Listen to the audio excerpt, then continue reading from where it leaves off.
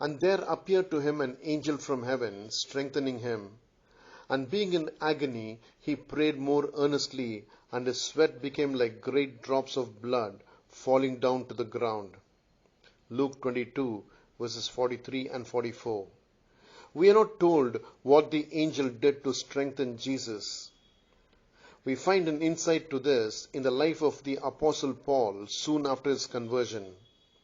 And for 3 days he was without sight, and neither ate nor drank, and taking food he was strengthened. For some days he was with the disciples of Damascus, and immediately he proclaimed Jesus in the synagogue, saying, He is the Son of God.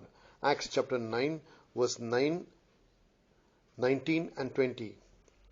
Paul received strength after 3 days of neither eating nor drinking. It is reasonable to assume that he prayed. He immediately proclaimed Jesus in the synagogue. In our passage, Jesus, after receiving strength, prayed more earnestly. Jesus persevered in prayer. The strength he received from the angel enabled him to pray more earnestly.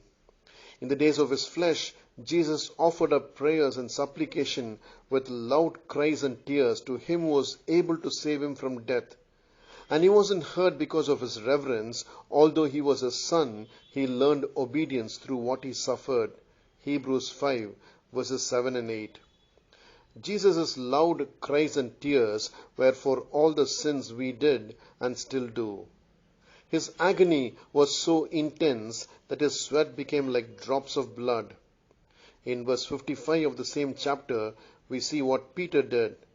And when they had kindled a fire in the middle of the courtyard and sat down together, Peter sat down among them.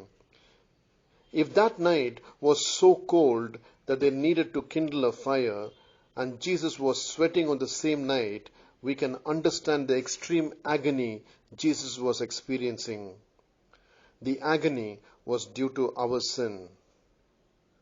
Let me quote David Livingstone as we finish. I never made a sacrifice. We ought not to talk of sacrifice when we remember the great sacrifice that he made, who left his Father's throne on high to give himself for us. Have a blessed day.